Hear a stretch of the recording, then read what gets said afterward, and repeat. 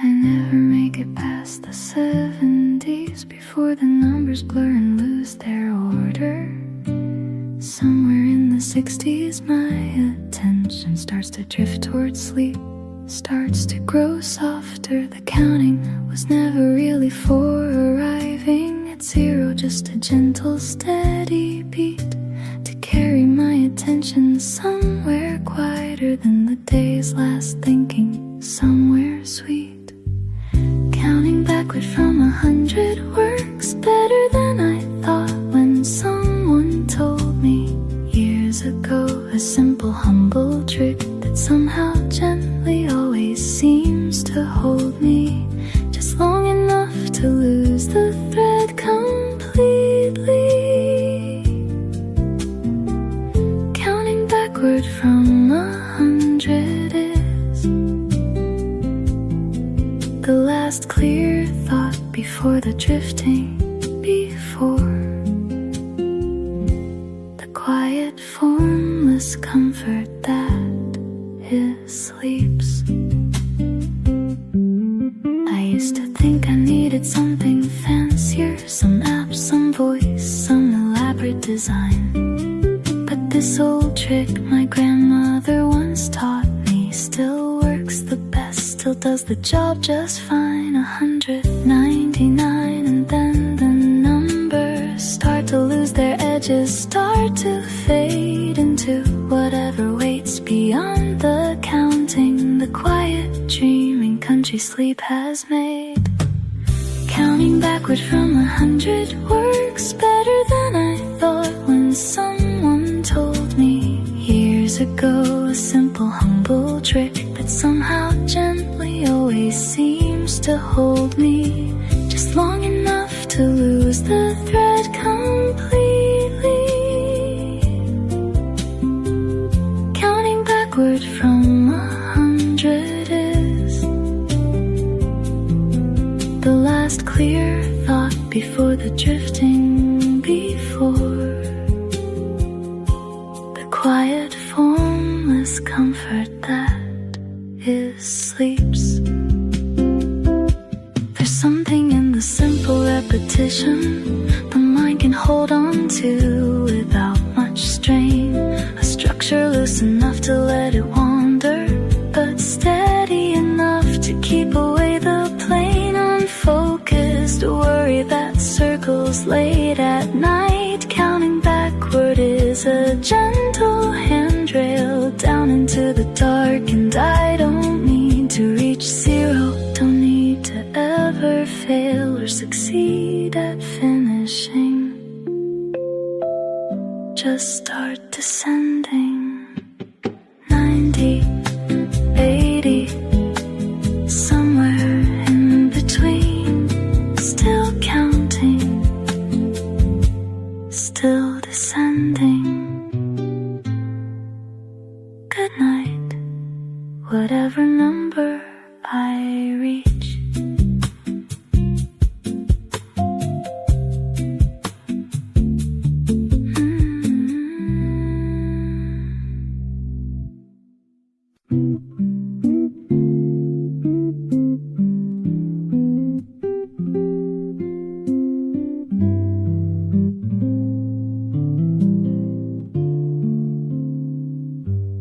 Can't make out the song, just the low bass and something rhythmic, someone else's choice of soundtrack for their own particular evening, seeping softly through an unheard voice, singing something I will never quite identify, and neighbors' private evening bleeding through the wall between us, muffled, indistinct, but somehow companionable, somehow true. Muffled music through the wall tonight is someone else's evening, softened by the plaster and the distance turned into a texture rather than a song, a sigh of bass and a rhythm I don't need to name. Muffled music through the wall reminds me someone else is also settling in tonight, a parallel and unknown symphony.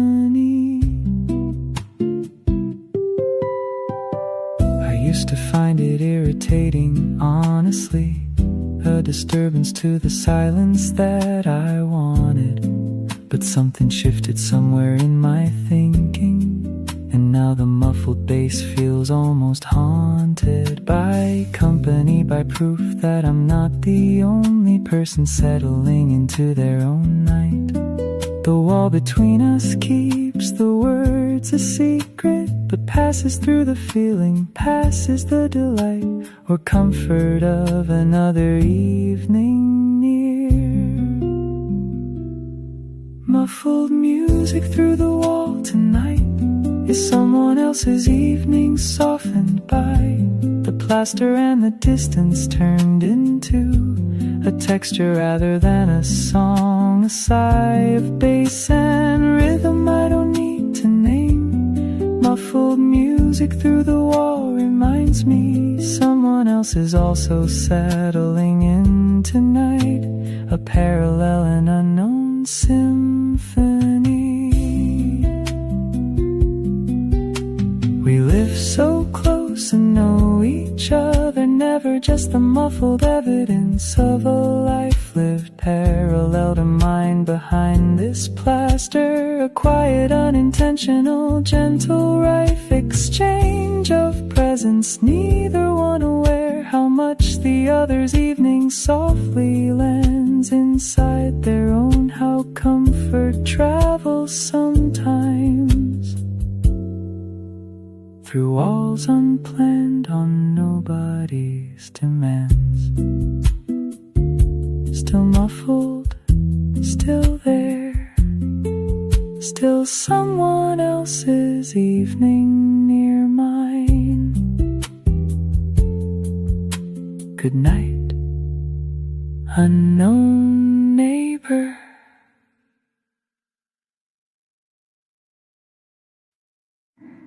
Somewhere the cushions have probably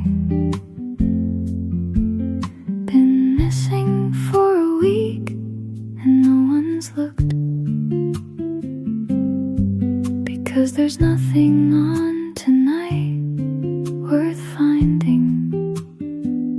No show, no channel that has ever hooked me hard enough to search the couch for buttons. I've let the television go entirely dark,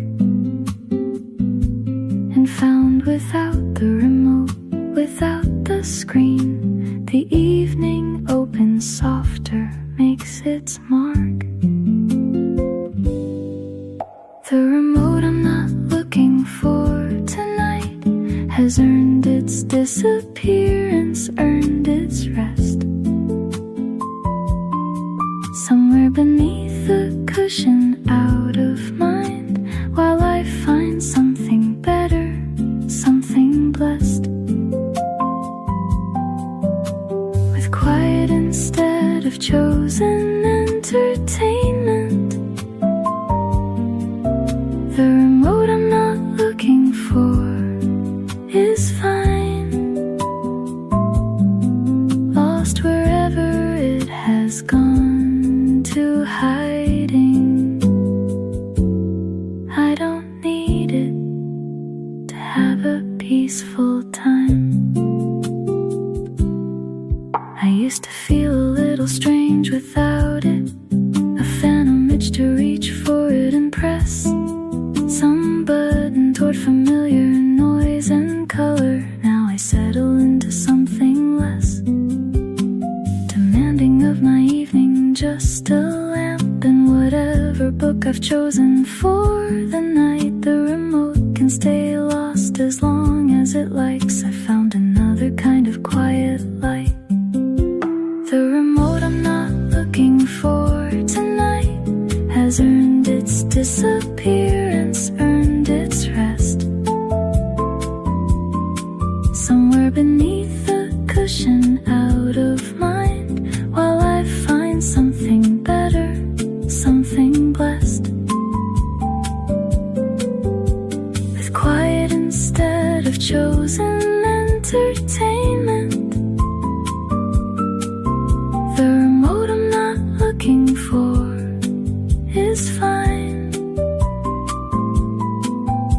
lost wherever it has gone to hiding. I don't need it to have a peaceful time. Someday I'll find it moving cushions for some other reason, and I'll set it down.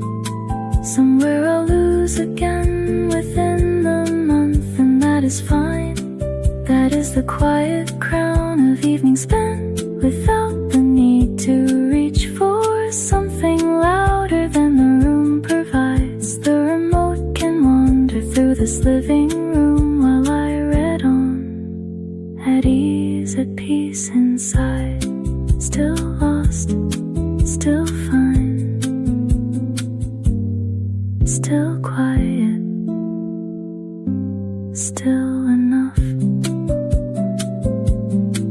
Good night, wherever it is.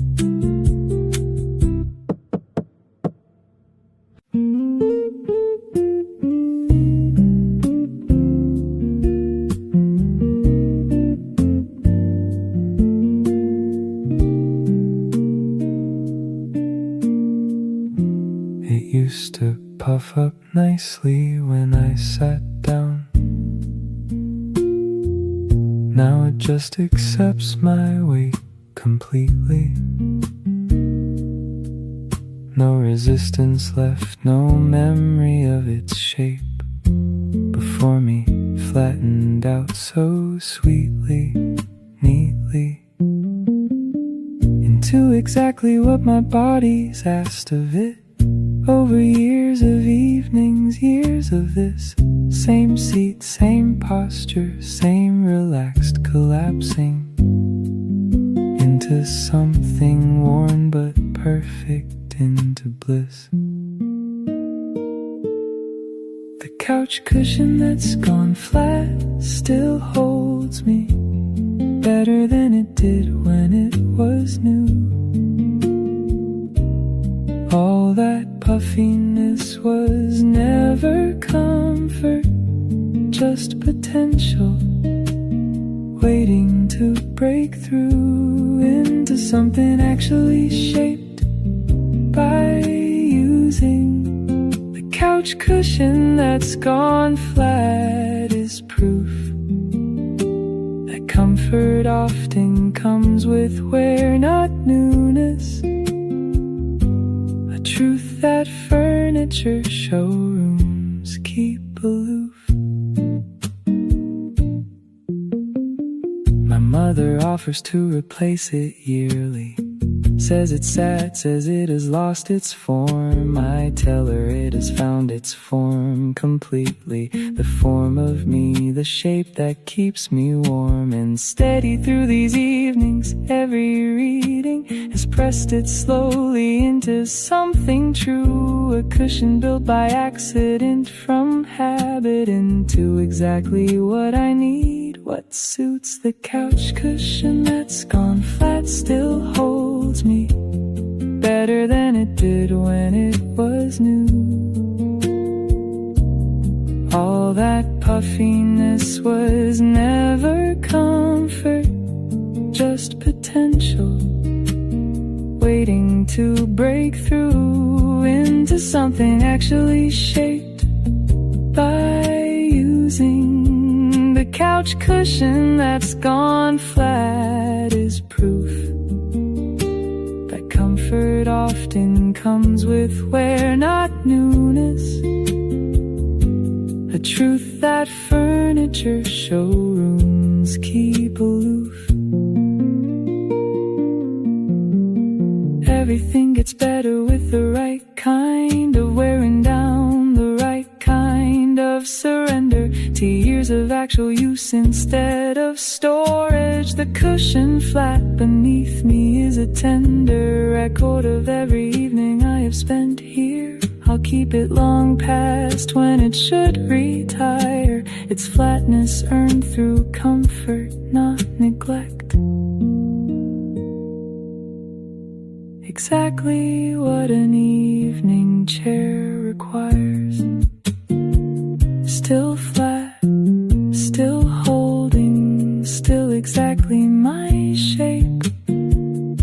good night, worn old cushion.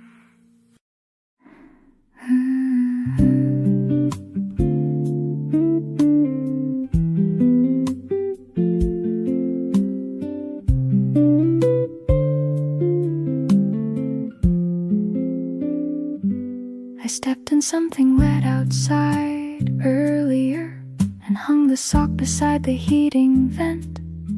A small domestic gesture, practical and slightly silly, a minor incident, now drying quietly while I read a witness to an evening far less tidy than it seems. A single sock, a small imperfect detail among the candles and the softer beams. A single sock drying by the vent tonight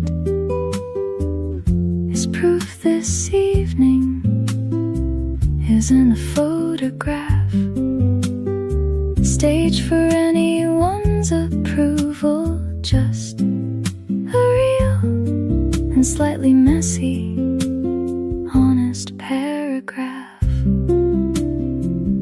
of an actual life being lived, not curated. A single sock drying by the vent belongs here just as much as any candle does. The ordinary blended with the calm.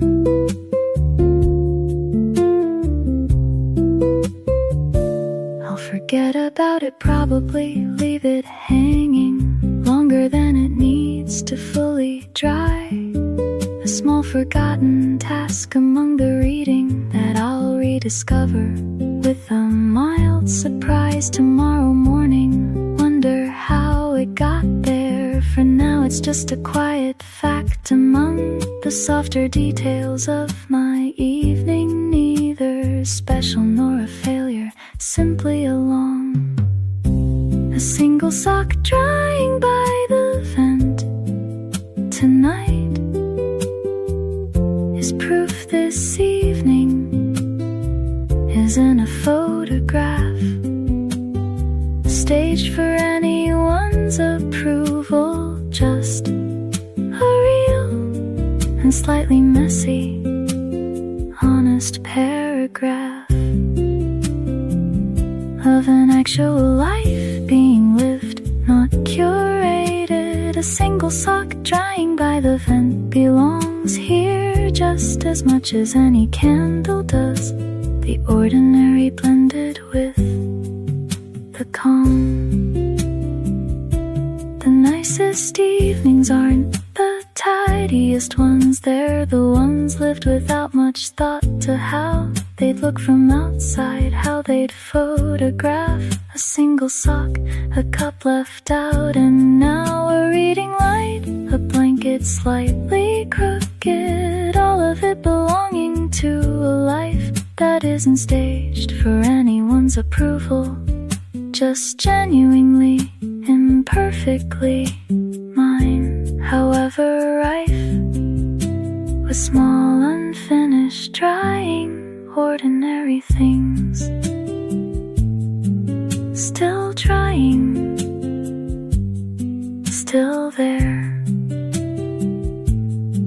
still part of this ordinary evening. Good night, small forgotten sock.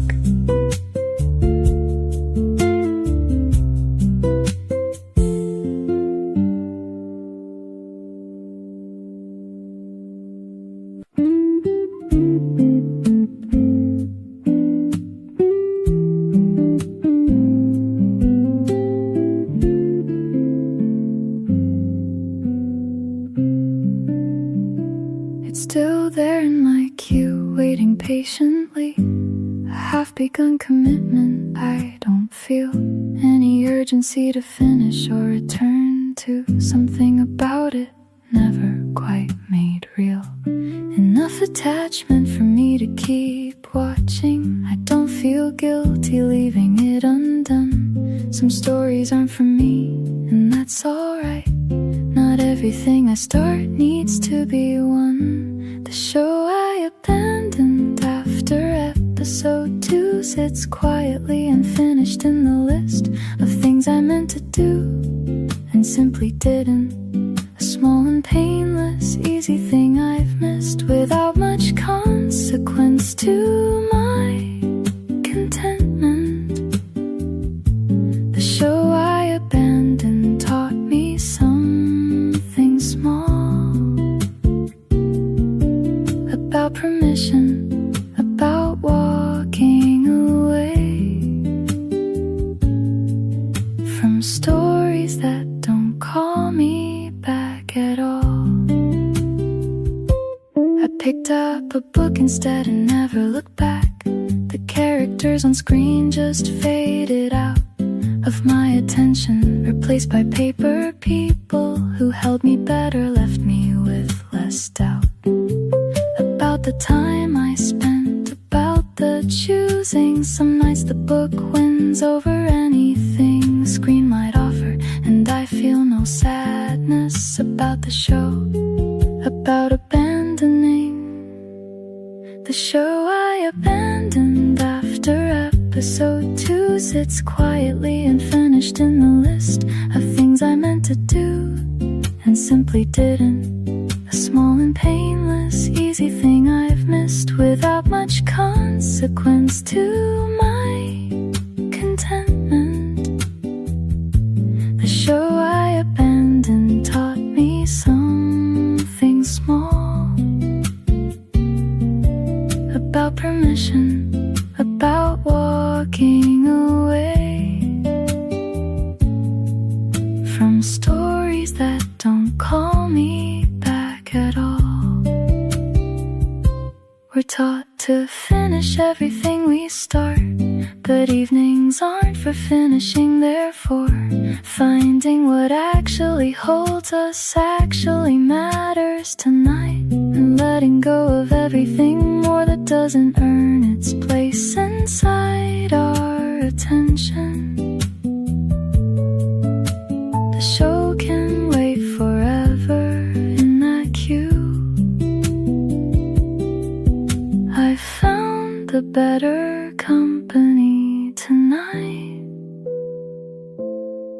a quiet book instead, calm and true. Still unfinished, still fine, still choosing the book instead. Good night, abandoned show.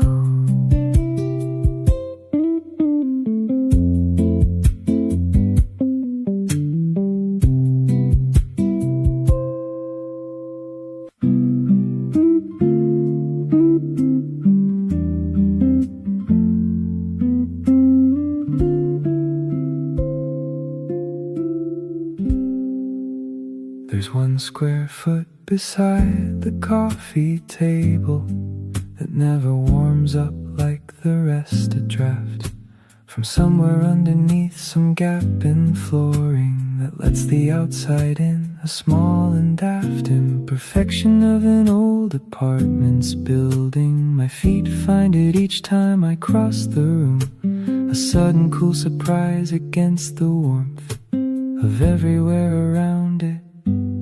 In the gloom,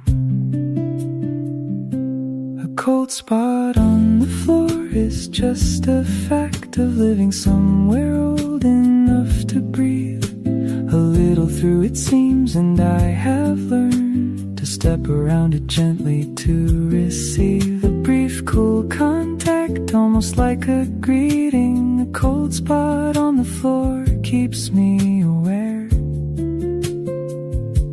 of just how warm the rest of my apartment actually is by simple, honest compare.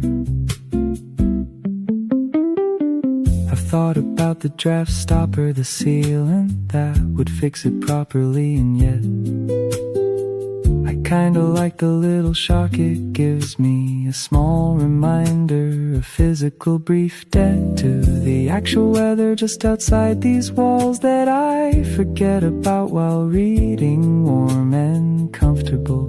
The cold spot brings me back, a moment to the world beyond this form.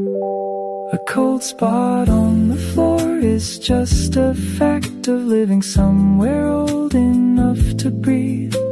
A little through it seems, and I have learned to step around it gently to receive the brief cool contact, almost like a greeting. A cold spot on the floor keeps me aware of just how warm the rest of my apartment actually is by simple, honest compare. Contrast teaches gratitude. I think the warm feels warmer for the one cold patch. The soft rug feels softer for the one hard edge. I've stopped trying every fix, every patch for small imperfections that instead remind me what the comfort actually is. A cold spot on the floor, a gift disguised as a small flaw, a quiet, honest quiz. Still cold, still there, still teaching me the warmth around it. Good night, small draft.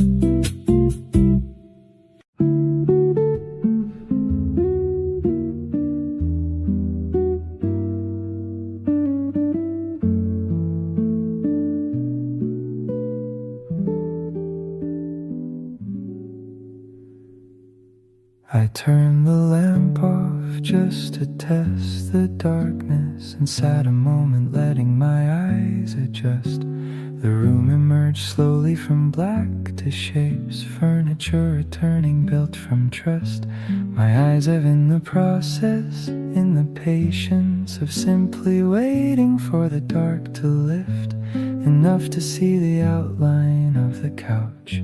The windows frame a slow and gentle shift. My eyes adjusting to the dark tonight.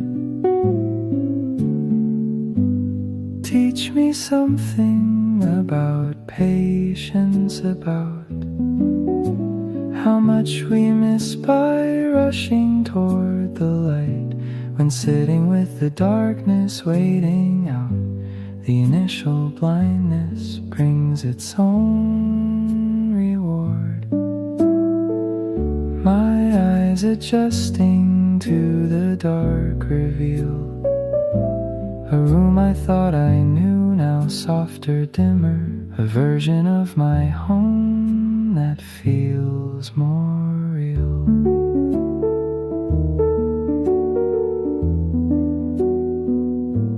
The shapes come first, then edges, then the details. A book left open on the arm, a cup still sitting where I set it hours ago. The room reveals itself slowly, builds it up from nothing into something recognizable. I could turn the lamp back on, could rush back into brightness, but I stay a moment inside the softer, darker, patient hush. My eyes adjusting to the dark tonight.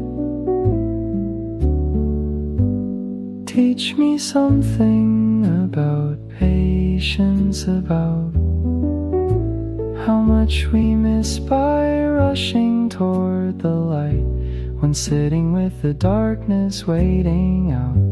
The initial blindness brings its own reward. My eyes adjusting to the dark reveal a room I thought I knew, now softer, dimmer, a version of my home that feels more real.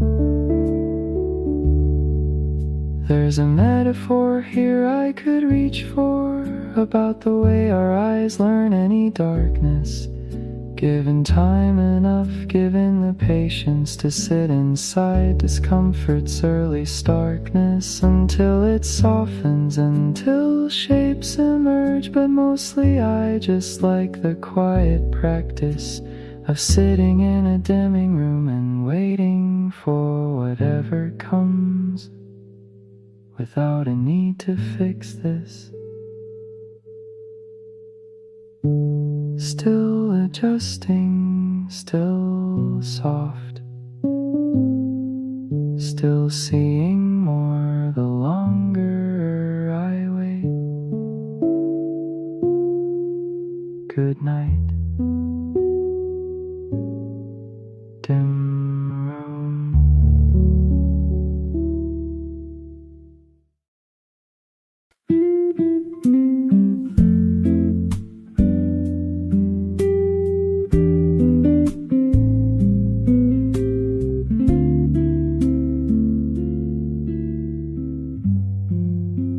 I bought it on a whim 2 winters back. Used it a handful of times, then it slipped into the closet's lower shelf, forgotten until tonight, when restlessness had gripped me harder than most evenings, and I found it folded still, a little dusty from the months of not being reached for, not being needed, until this particular night had come. The weighted blanket I forgot I owned settles now across my legs like something between a hug and gravity, a calm and steady pressure, gentle, comforting the restlessness I brought into this evening. The weighted blanket I forgot I owned remembers how to hold me, how to quiet a body that had for a while felt alone. I don't know why I stopped using it really. Maybe the season changed, maybe I just forgot the comfort that it used to offer, moved on to something else, misplaced the trust I'd built with it those first few winter evenings. Tonight it's proven faithful, still the same exact and steady weight across my shoulders, as if no months had passed since it last came. The weighted blanket I forgot I owned settles now across my legs like something between a hug and gravity, a calm and steady pressure, gentle, comforting the restlessness I brought into this evening. The weighted blanket I forgot I owned remembers how to hold me, how to quiet a body that had for a while felt alone. Some comforts wait patiently in closets for the exact night that we need them most. Not resentful of the months we spent ignoring, just ready, holding steady like a ghost of comfort, waiting to be called on. Faithful, I'll keep it closer now, I think, though I know I'll forget again eventually and find it waiting just as steady by and by. Still heavy, still holding, still remembered, still here.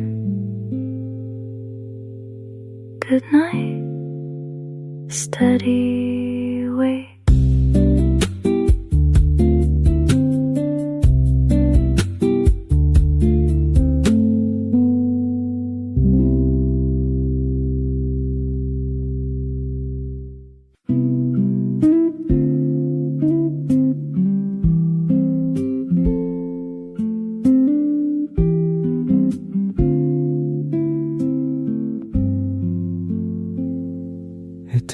almost nothing, just a fingertip against the switch, and yet it holds the weight of everything the evening was. The whole unhurried reading held until this late, and quiet hour now approaching its conclusion. One small click and the living room goes dark,